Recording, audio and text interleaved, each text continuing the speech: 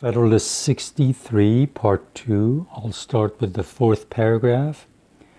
I hope you listened to the first part. I add as a sixth defect the want, in some important cases, of a due responsibility in the government to the people, arising from that frequency of elections which in other cases produces this responsibility. This remark will perhaps appear not only new but paradoxical. It must nevertheless be acknowledged, when explained, to be as undeniable as it is important.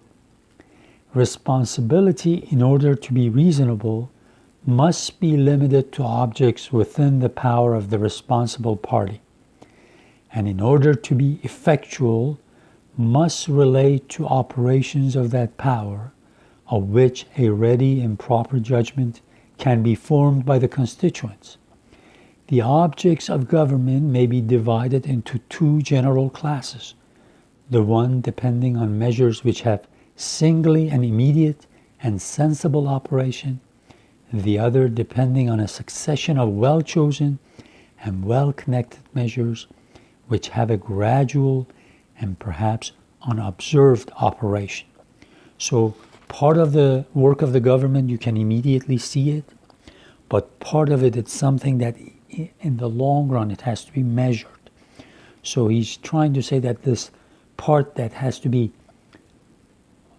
seen in the long part, see what it is done, how, what the benefits are, and it's going to be measured. He says that's where the Senate comes into picture. Because of that, we need the senators to be elected for a longer time. We want them to serve and be knowledgeable and things like that. So I'll continue.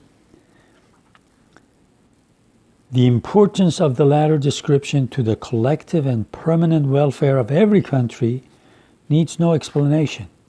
And yet it is evident that an assembly elected for so short a term as to be unable to provide more than one or two links in a chain of measures on which the general welfare may essentially depend, ought not to be answerable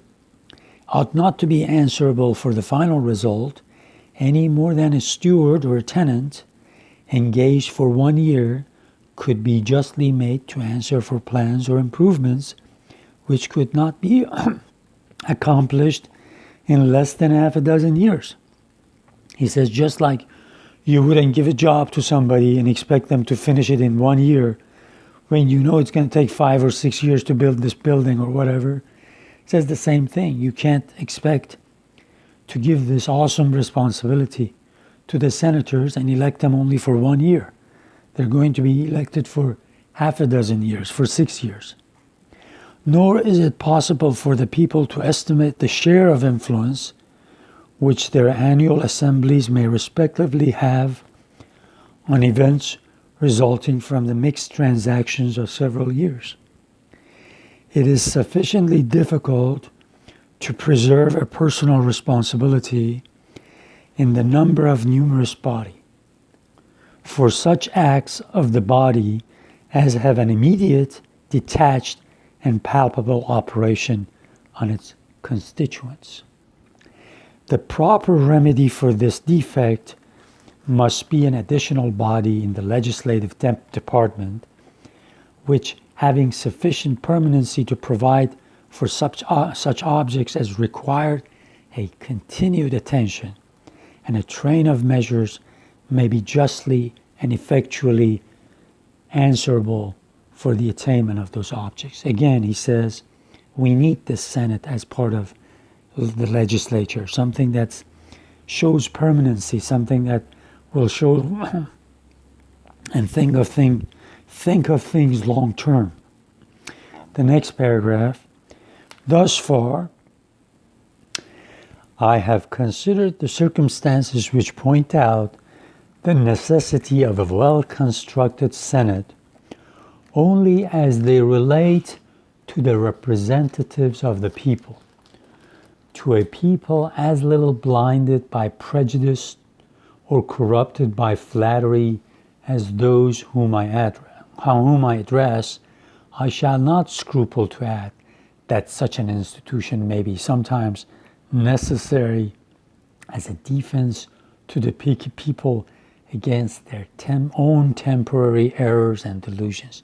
Remember in part 1 of this Federalist, I said, here in this Federalist, he says, we not only have to have the Senate to watch the actions of the House of Representatives, but also to be a check on the people. Because he says you cannot trust the people all the time. Passions take over and they might do crazy things that's not to their advantage in the long term. So see here, he's going to say it here in a minute.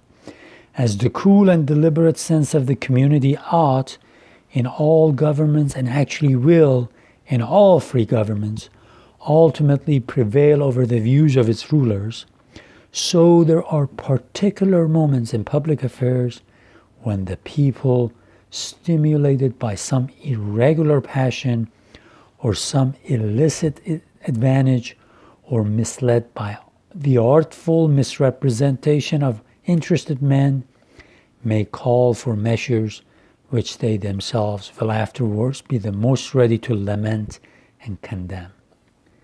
They themselves will be sorry that they made those decisions. In these critical moments, how salutary will be the interference of some temperate and respectable body of citizens, that's the Senate, in order to check the misguided career and to suspend the blow mediated by the people against themselves until reason, justice, and truth can regain their authority over the public mind.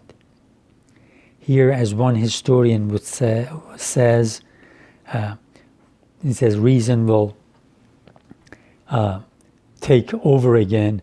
It's on these elite educated people that will eventually end up in the Senate or will vote for the senators that we can count to send people to the Senate so that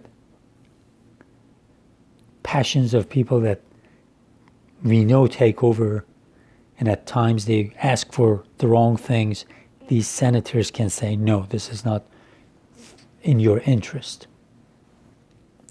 What bitter anguish would not the people of Athens have often escaped if their government had contained so provident a safeguard against the tyranny of their own passions? Popular liberty might then have escaped the indelible reproach of decreeing to the same citizens the hemlock on one day and statues on the next. Look at that beautiful line. He's doing 2 or 3 different things. He's first reminding us that he's the one who had a big hand in writing Federalists 18, 19, 20, which he reviewed the history of ancient and some of the modern republics. He says we looked at Greece, that they give hemlock one day to a person like Socrates, and then they are so sorry they raise the statues for him. He says we don't want to be in that same place. We want to learn from the lessons of history. So during this paper, since it's Madison's last paper before he goes back to Virginia, he makes reference to those important papers that he worked on. Remember, on Federalists 18, 19, and 20 are the ones that he studied ancient history and had written a memorandum to himself. And then looking at Federalist 10 and some of the other ones, 1051, he refers to those when he talks about representation, when he talks about republics being established in a vast place. So he's also referring to some of his important works here. He wants to remind the reader that he knows this is going to be a part of history. So he wants to remind the readers that I had a hand in writing some of the most important papers here. So I'll read the next paragraph.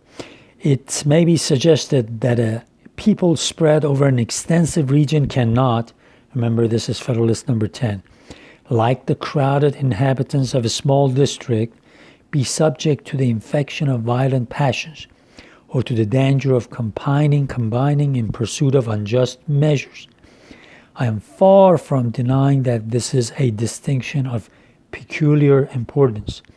I have, on the contrary, endeavored in a former paper to show, see, he even says it himself, that is one of the principal recommendations of a Confederate Republic.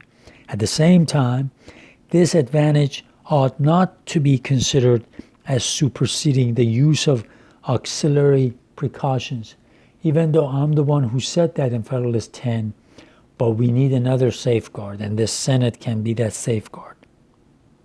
It may even be remarked that the same extended situation which will exempt the people of America from some of the dangers incident to lesser republics will expose them to the inconvenience of remaining for a longer time under the influence of those misrepresentations which the combined industry of interested men may succeed in distributing among them.